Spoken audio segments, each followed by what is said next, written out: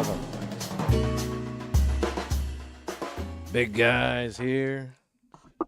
What? Oh, there he is. And 5, 4, 3. Welcome, everyone, and pull up a seat at the table. It's Lunchtime in Rome. Tonight's episode 303, entitled From Good to Great. How's your marriage? How are any or all of your significant relationships? Are they good, but not great? Why? We'll be talking about that at the table this evening, so pull up a seat at this very table and join us. First-time listeners can subscribe on your favorite podcast app or watch us live or later on YouTube at Lunchtime in Rome. Visit us at lunchtimeinrome.com. And while there, you can take our relational needs questionnaire. Make sure to follow us on all social media. And it would be swell if you gave us a 5-star review. Jay, what specifically is the podcast about? At the table, we strive to love one another and help you to do the same. Some weeks we'll have someone join us so you can get to know them and learn a little bit about yourself in the process. Other weeks we dive into a topic. Romans 12:15 says to rejoice with those who rejoice, mourn with those who mourn. Well, that's what we do. So while it may not be 12:15 in Rome, we're treating it like it is lunchtime in Rome. Oh, yeah, we spiked there. Yeah, we did. Sorry, I want to listeners. lead off if I may. Please do. Yeah, I don't know if you guys know this or not. We talk about relationships here. And I very often have said, I don't know how the average person who is not passionate about emotional responding can actually maintain a solid relationship. By the way, it's a foreshadow to the rest of the podcast later tonight. But I want to give a great example of why this is difficult. Rachel used to be our building team leader at the church. She stopped doing that at least 8 years ago. And her name was put on a list with the people who pick up the voting machines. And they have since called her when they're coming by to pick up the voting machines. And she no longer does it. So we've said, take her off the list. Take her off the list. Take her off the list. Take her off the list. That's what we said. Yes, the list. Rachel goes to work 6:30 in the morning. She's not on her phone at all, any point in time in the day. So this morning I wake up, 10 o'clock, went to bed at 3. Sorry, Jay. Hang on. We're having an audio problem. Yeah, I don't get that. Why is that? It's hard to say. I was enthralled in your story. Nobody else was, and that's okay because we had an audio problem. Check We one. stopped it. My blew it. mic is working great. You blew it out with the. Well, I think we're gonna start over here, but everybody mute except for Jay. Okay. All right. Talking. 1, 2, 1, 2. He looks fine now. Looks fine now. Sorry, big guy. Well, but okay. So who muted theirs? And then Jay, can you talk again? I can talk again. Should they come back on and see if it still does that, or are you guys drawing away from me? Are you guys just sucking from the teat of my check. knowledge? Check. Are you still? It's probably could be. Now do I go down? Now do I go down? Now do I go down? Now I'm going a little bit down, a little bit. Look further. No, back up. Hard to say. Check. Yep. I think big it's- noise there. Yeah, it seems all fine. I don't know. Do I seem fine? I guess so. TK421, why aren't you responding? But Turn your top knob up a little bit underneath. Chris wants to turn your knob. turn it to the right. Turn it to the right. Yeah. Turn it to the right. Turn it to the right. I'm turning it. Which way? See, this is the That problem. seems to To be the about right. It's, oh, there it goes. There we go. Or is that Too that hot. Might be That's too Brian. much. I think that might be Brian. No, it's me. See how big that was? Okay. It ain't me. It wasn't me. It ain't me. Shorty caught me red-handed, Big guy says, lying on the "Sounds fine to bathroom me." floor. Picture this. See, All right. We were that both. song gets so stuck in my head and shouldn't. No, we're not gonna start over. I'm just gonna put a mark. And for the record, the general Let says the record show. he heard Jay fine. Yeah, To us. Well, he Is he said- having he multiple said personality disorder again? said sounds fine to us. That's Okay. So So, Start your story over again. great. You'd like to go first, Jay. Yes, I would. It's difficult to maintain a healthy relationship. And I have said for years that I can't fathom how people who are not passionate about emotional responding can do it. I'm going to give you an example of why it is, in fact, difficult. Rachel was our building team leader. She stopped doing it for the church. She stopped doing that 8 years ago. One of the things that she was on was a phone list for when they would pick up the voting machines. They would call and say, can you be there to let us in? Well, they keep calling Rachel and everybody else on the list. You mean like to this day? To this very day. And we've told them, take Rachel's name off the list. She's not affiliated, whatever else, because it bothers Rachel that she's doing something and she's not even on the team anymore and shouldn't be getting these phone calls.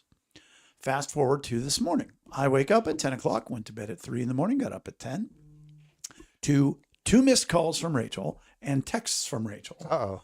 Because the vote and a missed call from the voting company and a message from the voting company that Rachel was upset because they were calling her saying, can you come? We're on our way to pick up the machines. Mind you, no advance notification, no appointment set, no nothing. So she's like, never mind. I wanted Joe to help, but he's helping with Hunter today. Then the next text from Rachel was, Joe took care of it. So then I get home this evening after a very long day, many meetings and appointments and everything else. And Rachel said, hey, is there any way that when your phone is on silent, that even my phone will still ring? That you'll be able to. So we went through that. We figured it all out. And I said, honey, here's the thing. You're famous for not caring about a lot of things that doesn't move your needle whatsoever. Why is it that these stupid voting people, and I'm at the point where I'm going to call the company and say, you call her again, you can find another place to vote. I said, but why does this bother you so much when you can just shut off feelings or emotions towards other things? Yeah. And she reiterated, she goes, but I want to know in general that I can get a hold of you. Okay. And I said, right.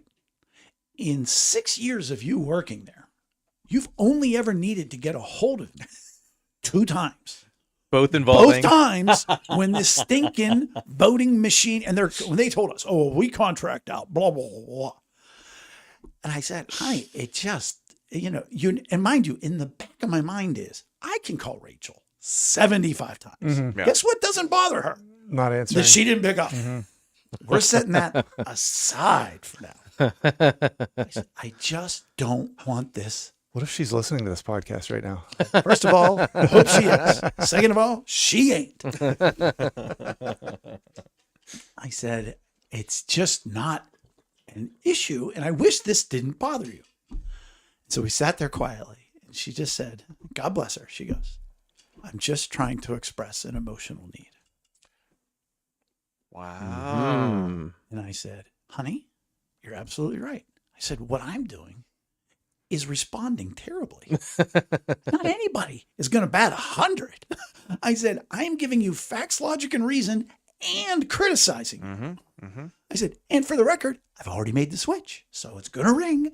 I said, but that's the way it is. And so we finished, and she goes, so is there any talk about Thanksgiving? I went, I don't know what we're doing anymore. I don't know what's going on. Moving on. Because she'd asked me Saturday, like, am I sent out a letter to the family about hosting and everything else? But she was absolutely right. Like, I did not respond well in that moment. With all due humility. Yeah. I don't know of anybody who does it better than I do. Right. And yet, and I could go to war on this issue if I wanted to, with, by the way, that, I could pull the pin on, but the reality of on her not responding to me when I need her. Except my hugest emotional need isn't security. Hers is. Right. So it isn't as big of a deal. But I just thought I would share that with everybody. A little bit of, what do you want to call it? Jiu-jitsu. Humility? No, not jujitsu. Peeking behind the emotional curtain. Humble yeah. pie. And a little bit of that. Like now, at least I was aware enough that I didn't fight her when she said, I'm just trying to explain. Right. And I didn't get manipulative. Or Which so anything many else. people do. Oh, and Yeah. I very easily could. And, but she Oh, feels like I see. It bothers you when you can't get a hold of me, but that would have when been you- rudimentary. yeah. That would have been, But yes. you didn't do it. Yeah. No, I said I was wrong. I mean, of course, I made it funny, which is a defense mechanism. But no, and I mean, I could have dug in, but I didn't, and that wouldn't have helped. And also, I couldn't go right back at her because that would not be good either. No. So, crisis averted, but yeah. So, yeah, there we are. So that's my update on that, at least. Well, what are you doing for Thanksgiving? No way of knowing. No, right in front of her, I said, okay, here we go. Tommy, Maryland, Yeah. Marcy. And my actual text was, Thanksgiving, Avi, our house. Let me know which of your family's going to be there. I'll send out the doc later with the items. Yeah. And there you have it. Yeah. So it's all good. It's all fine. I have two things. One, shout out to Luke of Kate and Luke, who've been on the podcast twice. They've been at the table. They've been at the table.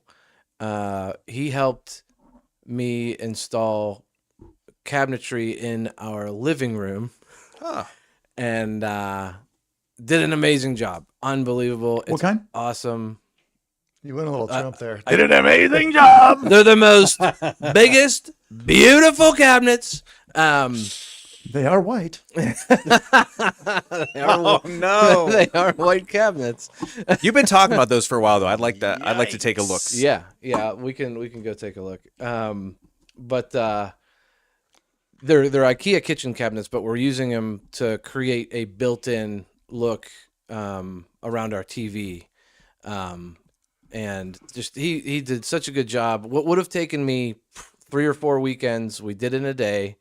It did take all day, but just so thankful for Luke, and my neighbor Jordan is going to help build the shelves that are going to go above it, which I'm very excited about.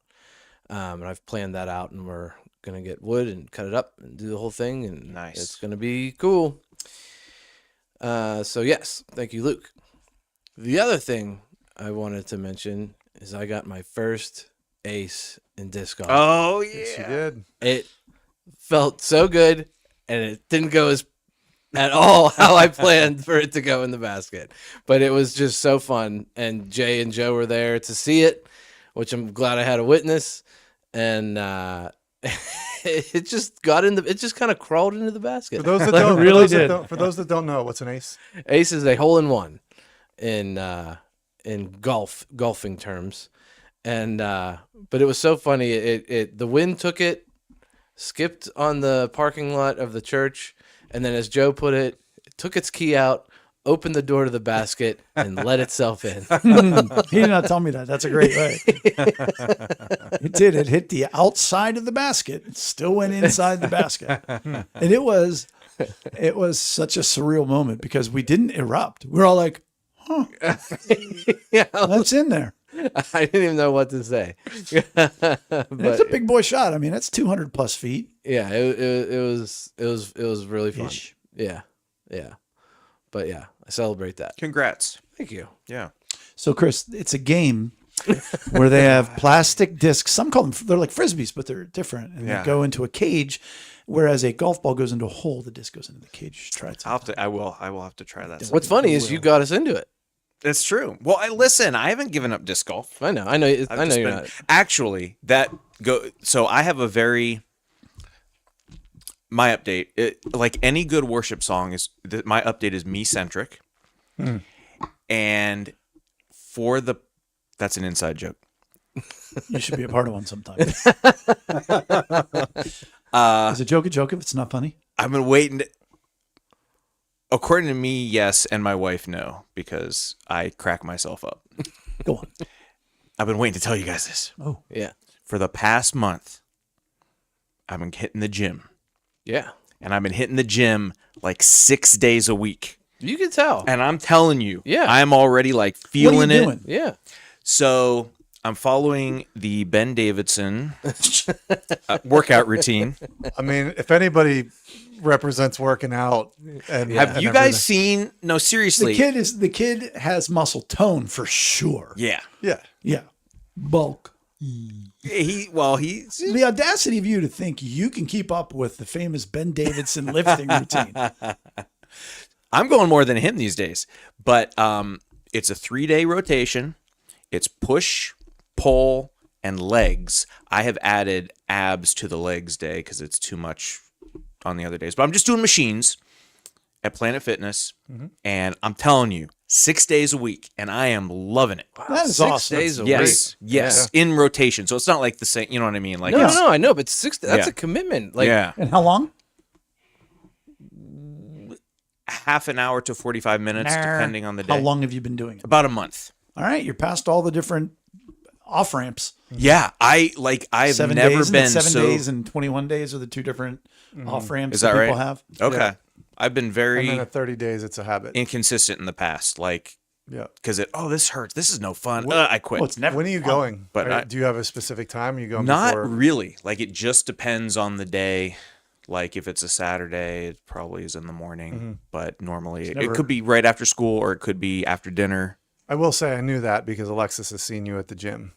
Oh, when we so checking she's you out. going to Planet Fitness? Yeah, she's been yeah, but she's been doing it at 6 a.m. Maybe it wasn't her that told me. Somebody told me that you were doing that. I have not done 6 a.m. Maybe it was Amy. Maybe it was your wife at church on Maybe. Sunday told me. She tells you a lot of things. Not a lot, but some things.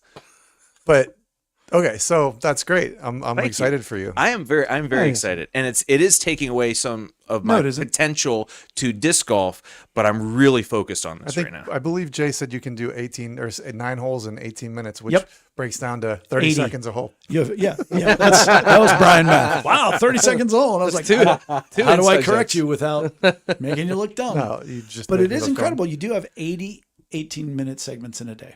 Yeah, Well, here's to you going to the gym and Celebrate Thank that. that up. Yep, Thank you. Absolutely, for sure. I did CrossFit with Rachel Yeah, you did. on Thursday, and overall, everything felt fine except for my lungs. I definitely felt like I was gonna Yeah. lose my lungs. I felt like I smoked 3 packs of cigarettes. They definitely combine like resistance training or weightlifting with cardio. Anaerobic and aerobic. Yeah. It was great. I love that you got to meet some of the peeps. Well, like I think you said it to me on Tuesday or something, last Tuesday, of it's fun when your different parts of your lives cross Oh, yeah, paths when or you- something world- like that. when worlds when collide. worlds collide. Yeah, and that's a triple collide for Rachel. How so? Me? Because her coworker she has to interpret for, Okay. and then CrossFit, and then you. Her coworker? Yeah. She has a coworker that comes to work out at CrossFit, and she's deaf. So Rachel will Oh. interpret for her. I don't know if that person was there, but I mean, I don't want to say I enjoyed it, but I'm definitely going to go back and do it again, especially because I haven't played hockey. It's 3 weeks since I've played hockey, which is a long time for me. And yeah, so that was I did that last Thursday. And now, is that just because you're in between seasons, hockey wise? no, I mean I was away 3 weeks ago, and then 2 weeks ago was Halloween, so every team forfeited. They tried to make everybody play on Halloween night. Everybody like agreed. Everybody, to not- everybody, like they were like, well, you're all gonna have to forfeit, so all the captains forfeit. So we didn't play. And then last week there was a Mark Madden tournament out there, so it just worked. And then nobody asked me to play other days because I'll get people calling me all the time to play on a Sunday afternoon or Monday night or whatever. And but yeah, nobody called me, so a little bit of a dry spell there, and I just needed to do something. And yeah, the CrossFit. And I was telling Rachel, I am not a gym guy. I do not like going to the gym. I don't like lifting weights. I'm not good at gym stuff. But I liked CrossFit because there's an element of being social to it, Yes, that's what I really liked about it. and there's instruction to it. Mm-hmm. But then there's also the what we did this past week was a 20-minute segment of you have this circuit. You got to do it as many times as you can. And so I was able to like get inside myself for that point in time. So there was a social aspect to it, but then there was also like, I can tune everybody out and just concentrate on what I'm doing, which I like that because in a lot of ways, it reminded me of hockey because as a goalie, I'm playing with the team, But you're but all I'm by also yourself. I'm also back there by myself a lot. And Well, and it's a social environment with a personal battle, but with peer support. Yes. Yeah, and everybody wants to see you succeed. So everybody like cheers you on no matter what level you are. It really is a cool community. Yeah. I mean, I did well for the first time I was there. The rowing, I love rowing. I do too. That was my favorite thing when I went, like, cause I could like, cause on some days they'll team you up and you'll go kind of against another team, and I could get our team like back up in time with the rowing. I was pretty good at that. Yeah. For not having been on a rower before, I mean, not before, but in a long time. Yeah, I plowed through it, it made me feel good. But then when we did the circuit, it was, you got to row 500 meters. Then you've got to, you put a kettlebell up on your arm and do leg lunges, like all the way to the ground, 30 feet the other way with it on the other side. And then you do these things where there's these rings where you do like a trust fall backwards and then pull yourself up on these rings. And so Keeping your feet static on I the hate ground. lunges. your It's like a reverse push-up. Lunges yes, are the right, worst. with rings. And so the first circuit, I jump on the row and I plowed through it. And then I started doing the kettlebells. I'm like, all right, this is fine. And then I get to the rings and I did like 7 and I'm like, whoa, whoa, I gotta take a knee. So, I think there's a little bit of pacing myself, but I really enjoyed it and I'm definitely going to go back. Cool. That is cool. And it's nice that CrossFit has a coach who's sort of the leader of the time there. And we're grateful here at Lunchtime in Rome that we have a leader, and those are the people that sit at the head of the table. And we want to thank Root from the Hooked on Jesus podcast, Larianne, Bethany Jaworski, Mary Lynn, Ashley, and Breaking 90 for sitting at the head of the table by going to lunchtimeinrome.com and becoming a paid subscriber. We encourage you to do the same. We are committed to, in just 6.5, 7 weeks from now, we're going to debut our head of the table benefits program and all the packages that go with that. So I'm excited about that. And we are grateful. That's going to be good. I hope it is. It might be great. Oh, I hear what you're saying. And I hope our relationship is where I was going to go with those who sit at the head of the table isn't just good. I hope it's in fact great. And I hope that for everyone who sits at the table with us, that if somebody asks you, hey, how are things between you and your mom? I hope you answer, great. Mm-hmm. How are things between you and your spouse? Great. But that's not how most people answer. Mm-hmm.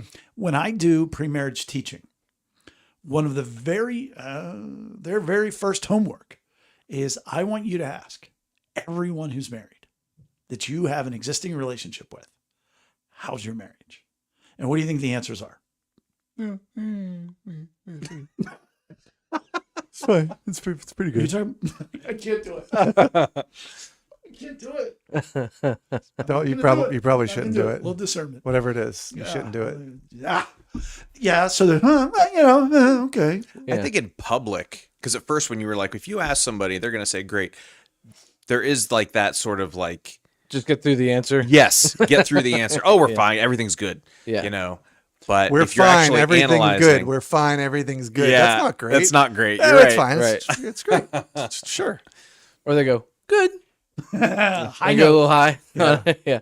But you're talking about like actually analyzing it and writing down an answer? No, they just they'll come like, for example, say, Ben and Claudia are getting married. Did you hear about that yet? No. Thank you for letting me know. And if they come to you and go, hey, we had our first pre-marriage teaching, like, how would you say that your marriage is with mom?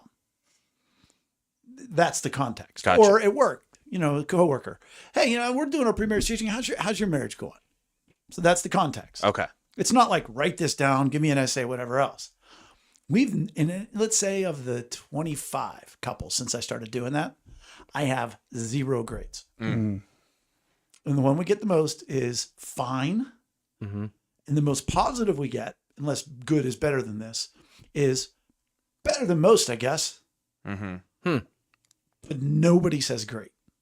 And again, it's not fantastic, superb, the best, the penultimate. I mean, anything that is over the top good. I wonder how many people are unsure too, like how to rate themselves. And they're sort of like, well, I don't really think about that. I think we're all right. What are we doing? Yeah, I think we're okay. Well, and that goes to, a couple of Rachel's friends have gotten divorced recently. And another one of the friends said, people ask, how are you?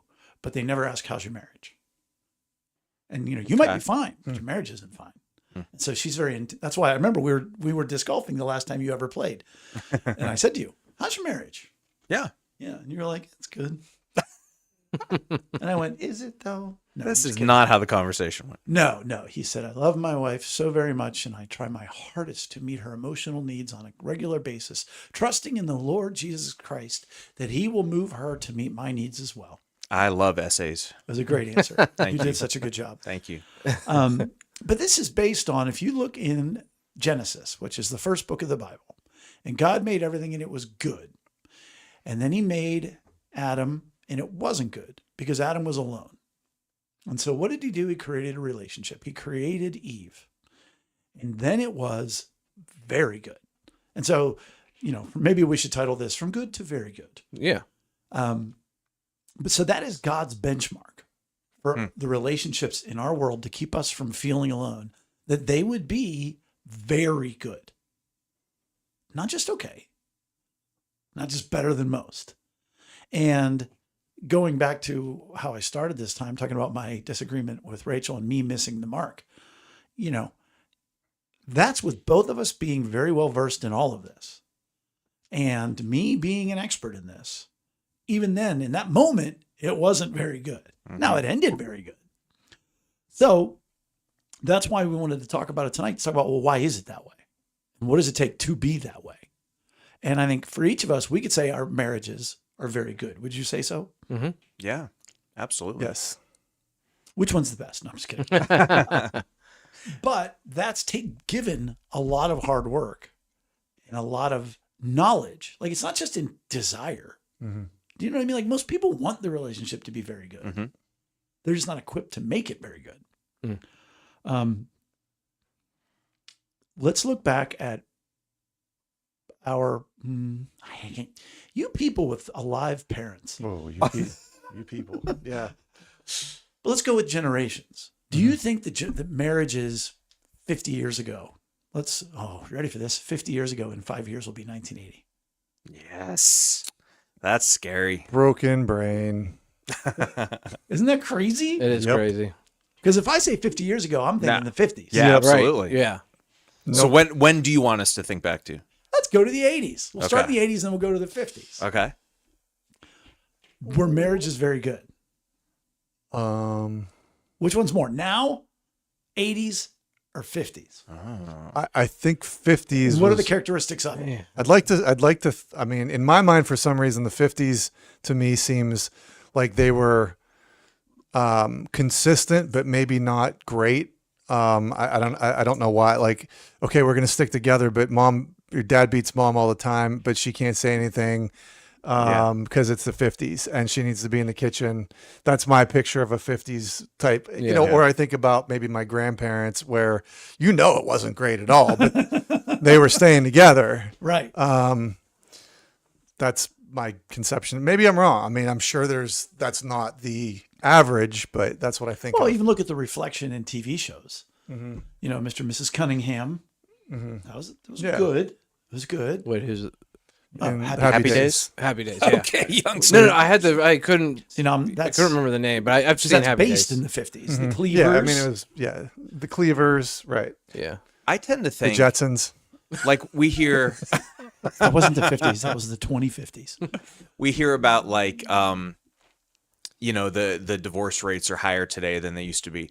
However, I also think that probably means that people who are married are probably in a better relationship than maybe they were in like the 50s. Like when you think about like having to stay in it versus not, well, the people who are in it are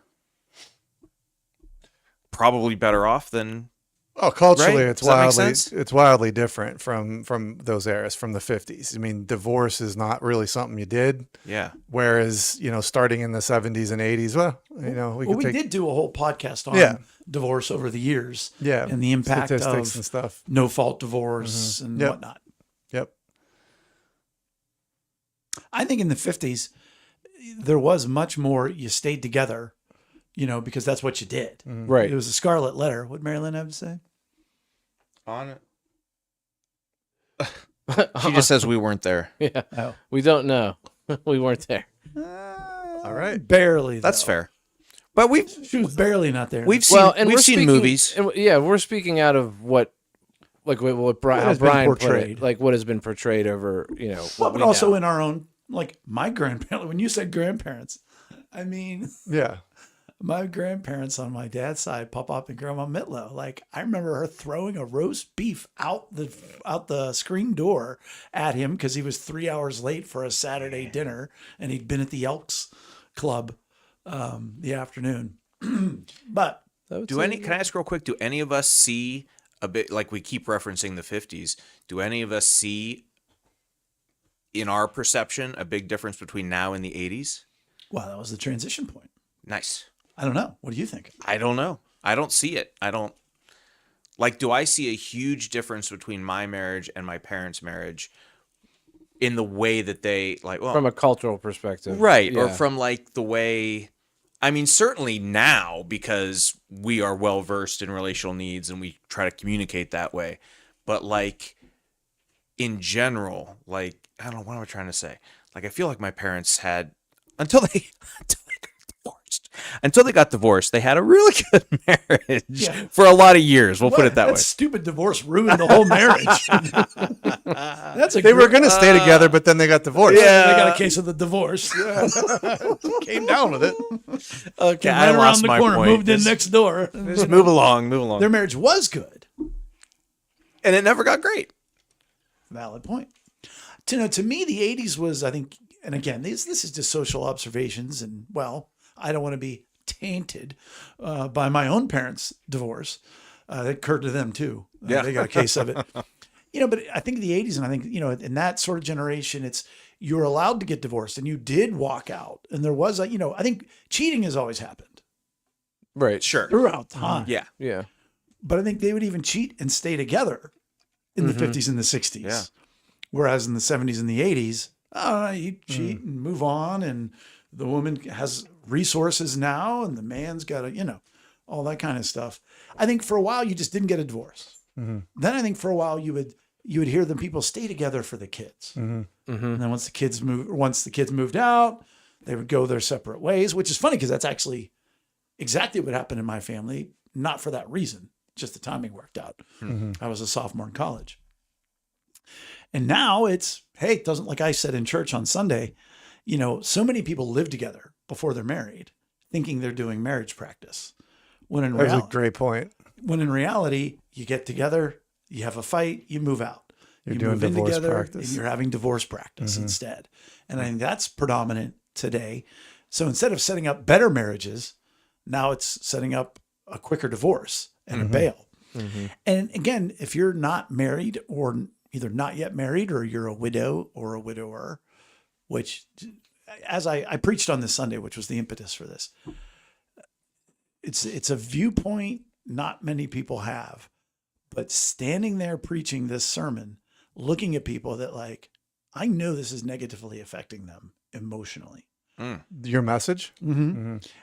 Because they're remembering either a spouse that left them, Yeah. a spouse that they left, or a spouse that has passed on, or They're currently it going didn't through. occur to me. Could be. Yeah. That didn't even occur to me. Now I'm even more crushed.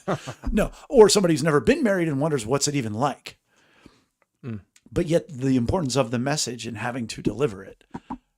That's just a brief make it about me moment, because none of this podcast is ever about me. Speaking about practicing divorce versus practicing marriage, Yes. too, I think like I certainly don't look at like the 50s and the having to stay together, as like a positive. No. But Right.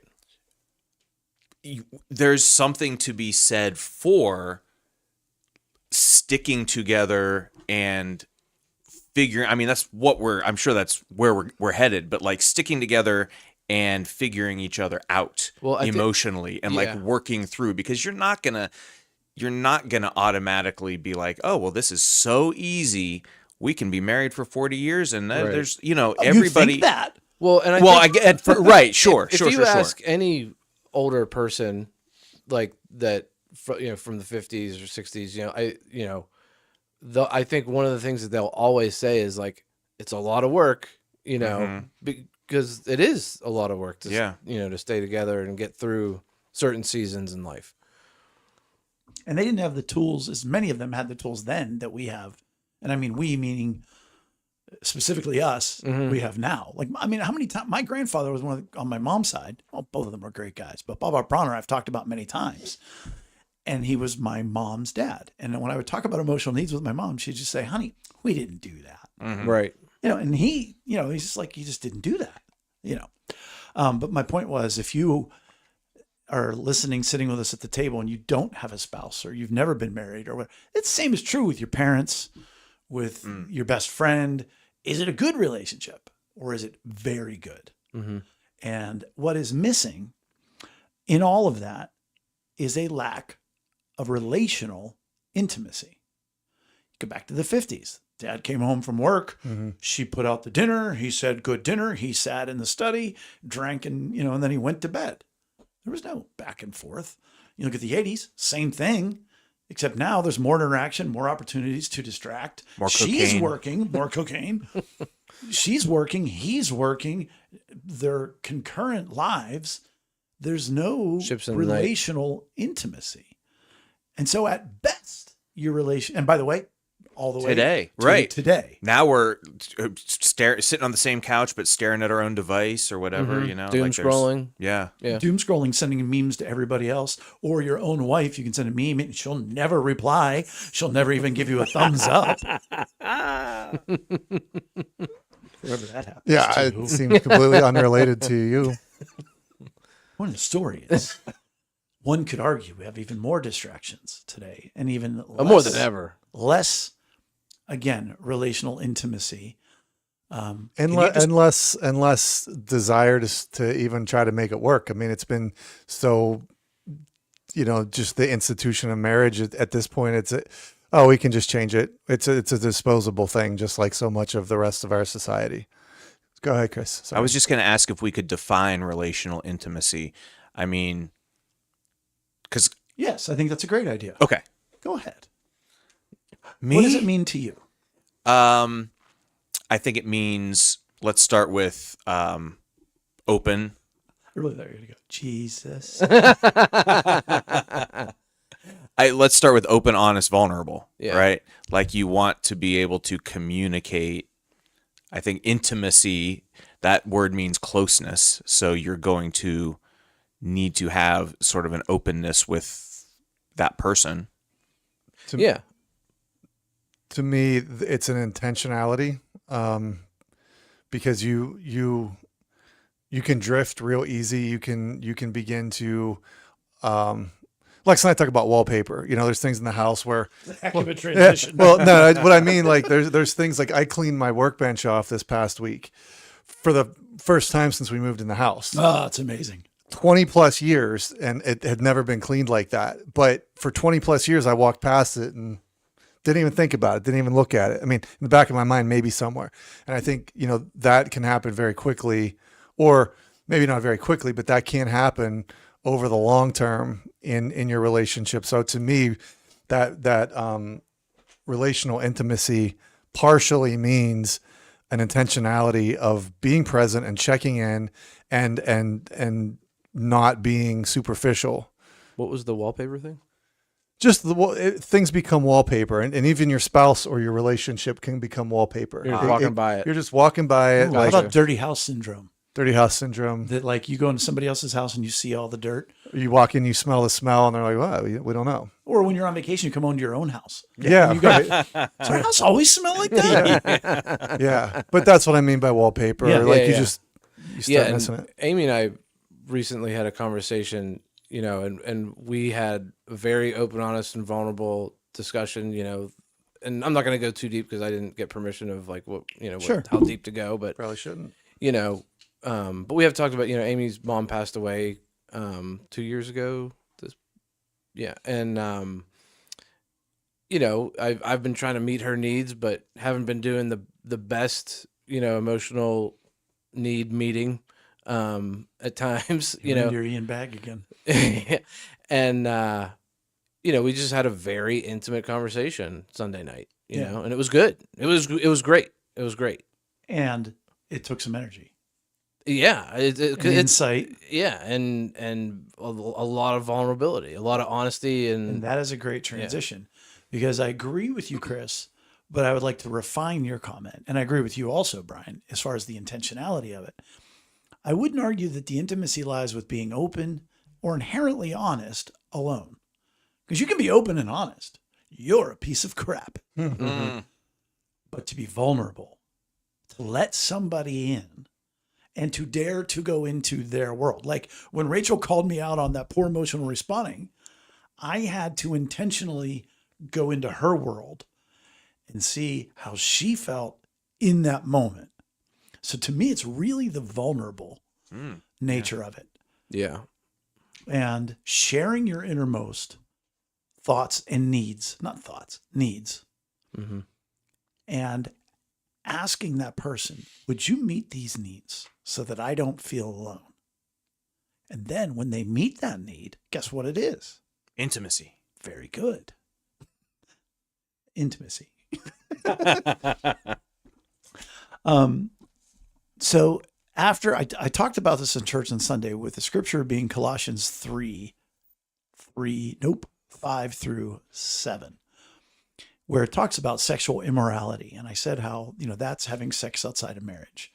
And then sexual impurity, which kind of encompasses all the other sexual sins you might have. And I said that you might sit here and go, never cheated on my spouse. Okay, that doesn't mean that you're loving them. You're just not sinning in that way. And so we look at what happens when we're not very good. And one of the things is we just coexist. We're just, roommates. I was gonna say, I feel like a lot of '50s relationships turned into They that. slept in different best. beds. Yeah, You sure. know, sometimes different rooms. Like Bert and Ernie. passing in the night. right. Bert and Ernie. I sorry, that was the 70s. And they were Muppets. Look, as long as we're going off the rails, did somebody see the clip where they're introducing the first two people of color, African Americans on Sesame Street? No. No. And then the very next thing was a picture of the entire cast. And so we're supposed to assume these are all white then? Because they're all Green different colors. and yellow and orange. Blue. Yeah, that's funny. The whole time these mothers were white. You were saying. But I was going to say, yeah, I mean, but there are certainly times where Amy and I, for example, like have been coexisting, like just in the past for maybe, for longer stretches, and in the more recent past, like there's like there's like short stretches where it's like, oh man, we're just like trying to survive this week or this month or this episode with Amy's dad or whatever it is, like, But may I? yeah. But that doesn't mean, but that's exactly when you can ramp that up, because she's trying to survive. You're not coexisting. It's in that moment you're called to meet every one of her needs. Right. Because this outside stressor has been placed on your relationship. So that's not coexisting or ships passing in the night. Okay. Yeah. It can be, Right. but it shouldn't be. Yeah. It's in that times when you should have, like when Rachel and I were in the Trey Days, we literally talked 5 to 15 minutes every night before bed. And it was, where are you? What's going on? Both details of the week and the day and whatever else, but where are you? What's going on? All that stuff, because we had to. Yeah. Right. But yes, if you're not meeting each other's needs, but you don't want to break the relationship and try to find it somewhere else, you kind of go dead inside and you're just coexisting. Well, that's not very good. Right. I would argue that. Too often we have people that are just like, well, hey, other people are worse than we are. Well, that's not intimate. That's moral equivalency. That's I'm better than the worst. That's I aim not for above average. slightly above average, yes. B plus. After church, Jim Tremblay, shout out Jim. Brenda sat with us at the table. It was delightful. Should have her back soon, Yeah. especially with her job change. He came up to me and he said, well, as far as intimacy goes, and I was like, oh, dear God. Because if you know Jim, you're not looking to have an intimacy conversation with Jim. Not many people at church, really. You want to. He said, I heard of, and he goes, I feel bad because I can't say who taught me this. or whose it is. You know, there's Pavlov's this or the Andrew's that. He doesn't know who it was. But he said there's 4 levels of communication. He said the first is obligatory. Somebody holds the door for you and you say, thank you. Okay. That it would be rude for you not to communicate. Right. The second is observational. Warm outside. Can't stand that level. Yeah. That's the worst. I just love the things that bother you. It's raining. Keep. When I was Steelers, huh? when I was delivering water, I'd walk into a place and Oh, yeah. what's it like outside? Is it raining yet? I don't know. There's a window right there. Go look. Go look for yourself, please. You're like, my name's Brian. I know you're trying to make small talk, but I can't stand it. I have said that for years in convenience stores. When it's like pouring down rain and I'm at the convenience store, I always say to them, I really feel bad for you. They're like, why? I'm like, everyone's walking in here going, oh, it's really coming down out there. And you're like, I know, I have a window. By the way, I don't live here. I walked through that on the way here. But yes, that's all right. I'm going to go from what I have to say. I'm going to make an observation about something. Then the next level is sharing your thoughts. Okay. I can't stand Mike Tomlin. I don't like litter. I'm tired of what? Shopping carts. Yes. Yeah. You will share your thoughts. But then the very next level is you share your feelings. You share your heart. Well, I'm really upset with. I'm really sad about. And that very often, well, certainly you shouldn't share that first off with people. But in our relationships, you come home from work. Hi, honey. It would be rude if you didn't say hi. Okay. Next level. You look like crap. That'd be observational. Oh, man. I think you're a terrible wife. I have to say that so I can move past observational. I feel like we shouldn't have gotten married. I wanted to be intimate with you. That would be intimate, but it would not be productive. Probably But not. you can see how they stop at different levels. That they might say hello. They might say, work was good today. I think we should have a talk later. Oh, now we're getting somewhere. And in the talk, we share that. And we stop short. And that's what keeps you from being good to very good. And that keeps you from being vulnerable. You know, you can say, I think our marriage is struggling right now. But to say, I feel like we're not meeting each other's needs and I feel like I'm failing you as a husband. Oh, no, that's different. For Rachel to say, I was trying to express an emotional need. So you're saying that first one, how did you phrase it? You just said like, Obligatory. our marriage isn't good right now. Right, that's you're right. saying that's the thoughts. Oh, That's yeah. like the third. I'm okay. observing it. Yeah. Great. That's not Or vulnerable. even observational. Right. All right. Well, you stop short because it's dangerous to go all the way and it takes energy. And most people don't want to do that. They would rather They don't want to be vulnerable exist. because they've been hurt. By the way, it's a logical thing. Yeah, it's sure. a self-preservation. Guess what? Well, I mean, we can get to that later as far as what causes it, but you've learned not to do that. It's why when I do teaching with a pre-marriage teaching, I say to them, what's your greatest emotional need? And what are 3 ways they can meet it? Make it perfectly clear, because it sucks when somebody doesn't meet your emotional need, but it's even worse when you try to meet somebody's emotional need and they're like, okay, cool, thanks. And you're like, what are you? I was trying to help you and you're telling me it didn't work. I'm not going to try anymore. You know? So, but I want to talk very quickly about that last one again on expressing feelings. Do we think, we've talked before about if you're not aware of your emotions, you'll be manipulated by your feelings. People, let's just say, they can say, I feel angry, I feel sad, I feel scared, or I feel like it's my fault. We can go with those. Do you think it's easier for people to share the feelings when it's just anger?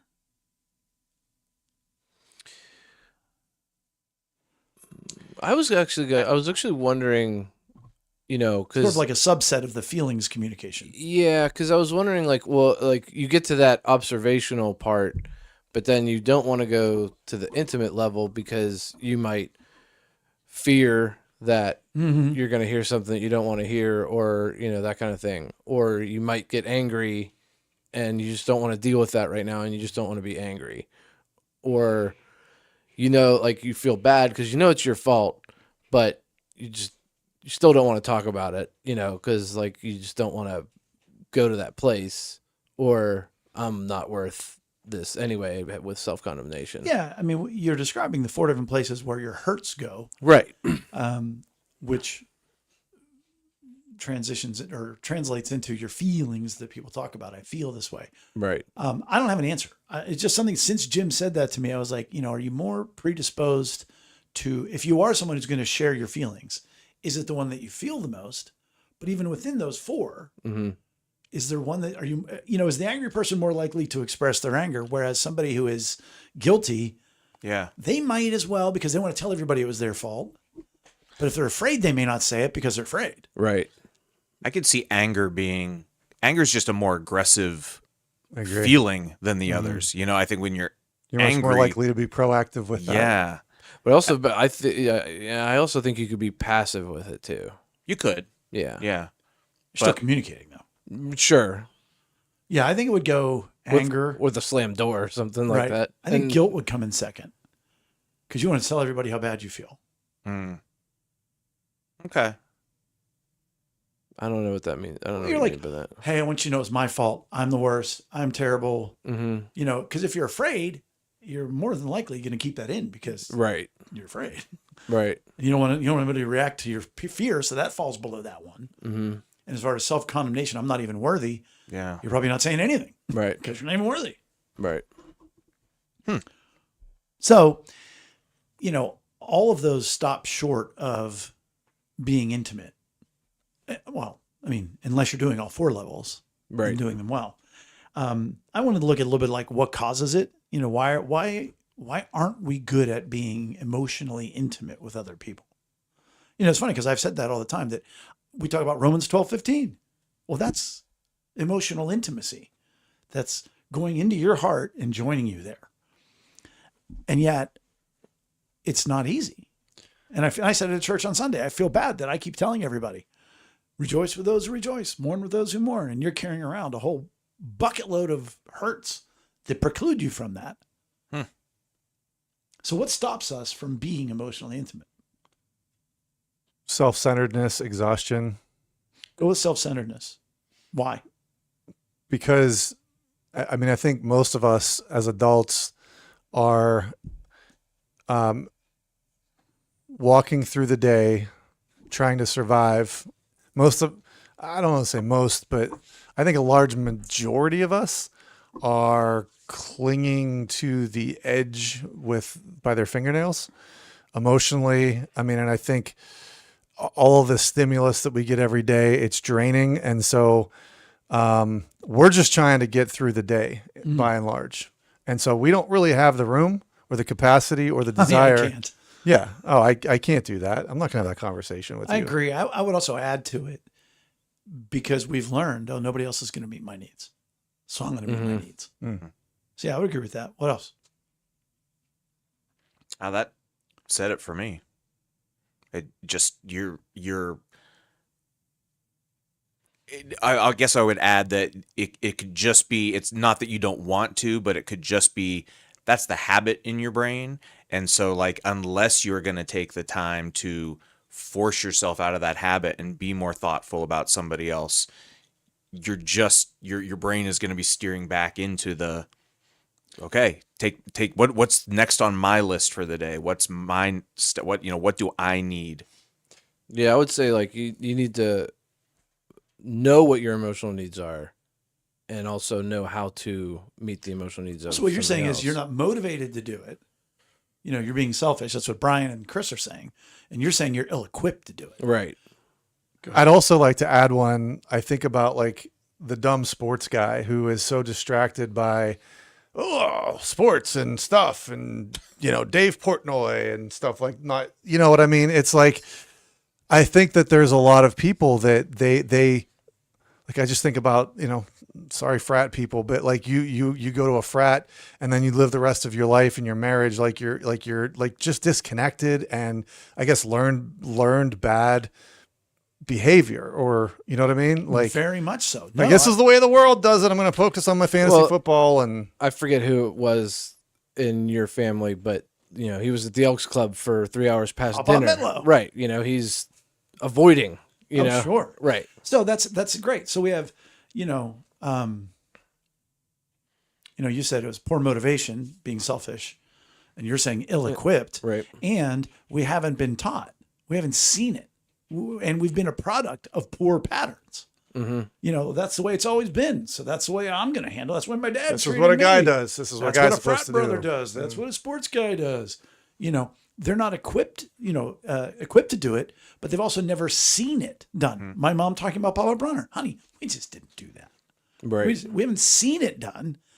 And if we haven't lived it, nobody's, poured that into us. Nobody has, or we haven't experienced it a lot. Somebody coming in and saying, wow, you had a rough day in elementary school, honey. Tell me about it. Wow, that's so bad. Instead, you either got, I'm calling the school right now, or you got, well, what are you going to do? Yeah. Mm-hmm. And you're left, everybody hates you. Nobody likes you. I guess you'll go eat worms. Mm-hmm. Famous parental line. Right. Let alone the unmet needs or hurts given in the immediate relationship. So you have a lifetime of it. Right. But now, no matter how long your relationship is, you've got unresolved hurts in those relationships that have taught you, don't let them in, because they're not gonna be there for you. Right. And don't try, because it's not gonna work. See, what I'm saying is relationships are impossible. Just stop That's what doing I'm them. getting. Just stop doing them. We can have a longer discussion at another time as far as the solutions. And really, if you think about it, this entire 303 episodes is the solution to this. But in general, I think I like to break it down into a slow communication of needs outside of any conflict. You're saying this is what would help to this solve it. increases intimacy in a relationship. What do you mean by slow? And saying, hey, honey, in general, I need you to understand that if you could, in certain situations, rather than you never, or Right. how about Okay. it's Like not a slow, intentional, non-aggressive, sugarcoating. non-aggressive Yes. communication of and needs. in an invulnerable fashion. It would mean the world to me if you could. Not yesterday, you didn't. Mm-hmm. Because then we spiral out of control. Going from negative to positive. Right. So a slow communication of need and a purposeful, or in Brian's terms, intentional meeting of the other's needs. And I'm, whether they meet mine or not, I'm going to continue to do that. And I've talked about that in ministry, that we are to pour our lives out to others. But very often people go, who's pouring their life into me? And again, from a Christian perspective, I don't know. Jesus died for you and gave you his spirit. So there's at least that. Mm-hmm. So, the more you model it in a relationship, I think the better. And again, we have so many relationships where the husband and the wife, the whatever, parent, the child, they both want to do better. So this isn't even I'm pouring it in and he's not. Like, they just don't know how. So being equipped to do that and being intentional about that. And then lastly is constant feedback and mutual encouragement. To say, hey, I love what you did there. I could see what you tried to do. Here's how it could be better. Mm-hmm. And to be able to receive that. And that goes back to my, what's your highest emotional need? What are 3 ways the spouse can absolutely meet it? Well, they should know. Yeah, that'd be great. And they will eventually know. That could be a deep dive in itself. Because, that can be a tough conversation, especially, because I was thinking, if Amy gave me feedback, I would immediately go to my high need of acceptance and I didn't want to do anything wrong, but you kind of have to. But I think your left brain would take over and go, this is going to help me not do it wrong another time. Well, that's what I'm thinking. That's what I was thinking of. Well, we can hold on to that. You have to switch on that part of your brain to receive that, because she's not meaning any harm or, ill will or anything. She's not even expressing a hurt. Right. Like, she's telling you you did okay, but here's how you can do better. Right. Right. Yours already do good. You can do very good. Hey, before we finish, and I think we could expand more on these three things. I want to ask another food question. I'd like to end every week with a little talk about things like that. Yeah. We did the first week was what best restaurants are not there anymore. And then last week we talked about what was the best high school lunch yeah. food item. Yeah. Today, what is the best unauthentic ethnic restaurant chain? Oh man. Restaurant examples. chain. You have Italian, you got Olive Garden. Yeah. You got Mexican, you got Taco Bell, Chipotle. You have Chinese, you got Panda Express. And I'll throw in here as another cuisine, pizza.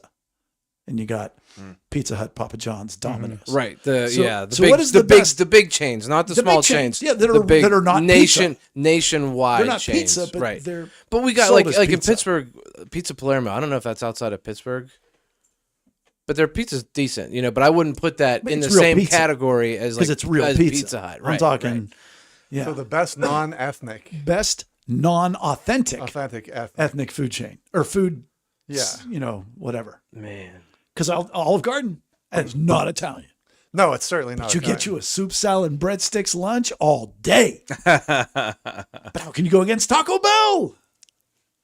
Yeah, Taco Bell's improved over the years too. Or maybe Depends on what just you what mean. I've ordered there. What do you has mean? improved. Well, when I was in high school, when we would drive up to Erie Sure. from Titusville, Route 8. that's right, up through Waterford, many mornings. drive through Taco Bell, and I feel like their tacos were like smaller than, and like the meat was not real. It just doesn't taste like real meat. By the way, I loved those tacos. That's what I'm saying. They were crappy, but they were great. Yeah. Taco Bell's awesome. But I've had it more recently, and I'm like, It almost tastes like real food. yeah. Crunchwrap Supreme, man.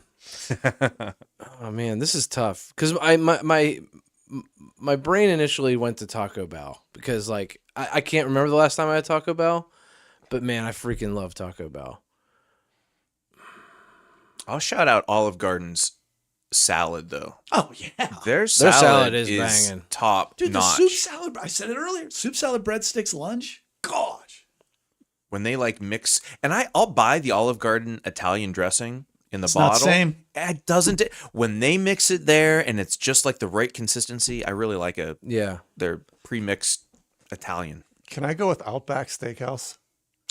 For Australian? I guess. Oh, that's funny. I didn't even think about that. authentic Australian. That's really funny. That's what I'm gonna go with. That's what I'm. Great. That is funny. Ah man, I'm I'm gonna outside the box. I'm gonna stick with Taco Bell because the more and more I think about it, like if we're talking like ethnic food, it's got to be Taco. Because like I'm thinking like the hard thing with like Chinese restaurants is like I've been to Panda Express maybe once, Right. and but like all the I don't want to sound disrespectful, but like all Chinese restaurants are the same. Whoa. Like you can go get General Tso's chicken. Like you get General Tso's. disagree. I mean, but like it's No. not. You know what I mean, though. Especially, like, no, all American Chinese restaurants. yes, exactly. That's what I'm talking Any about. Chinese 'Cause restaurant it's that not, has General Tso's on the menu. yeah, it's not real Chinese food. Okay. Right. sure. It's Americanized. It's like Chinese Americanized food. Chinese fast food. Right. Yeah. Whereas chicken like parm. I couldn't pick one, so I'm gonna stick with Taco Bell. I wanted to add, and I have nothing to compare it to, and I love their food. I just don't know how like inauthentic it is. Aladdin's. You guys Oh, ever yeah. eat at Aladdin's? Yeah. I love Aladdin's, but I don't know if Amy's it's a like. big fan. I don't know for Aladdin's. I don't know if it's like a national chain or because I know there's a couple around here. Oh yeah, I'm pretty Mediterranean? sure. Yeah. Yeah, you get like a Had it. chicken shawarma rolled up with like the pickled turnips and it's really good. And to me it tastes like Chris right there. 'Cause he wasn't trying to be a dork or anything like that. Chicken shawarma rolled up. Pickled turnips. Oh, I missed that. yeah, I man, blanked out. that's good stuff. It really is, but I don't know pickled how your authentic it is. I was gonna say you're a pickle. Somebody tell us. Close us out there, pickled turnips. Go there, PT. Well, I guess that's it for episode 303. Join us next week. Yeah, Yes, for episode 304, Wednesday evening, 8:30ish live. Between now and then, give us a like or follow on social media and visit us at lunchtimeinrome.com. While there, take our relational needs questionnaire. Thanks as always for joining us at the table for Lunchtime in Rome. See you next week. Bye. Bye.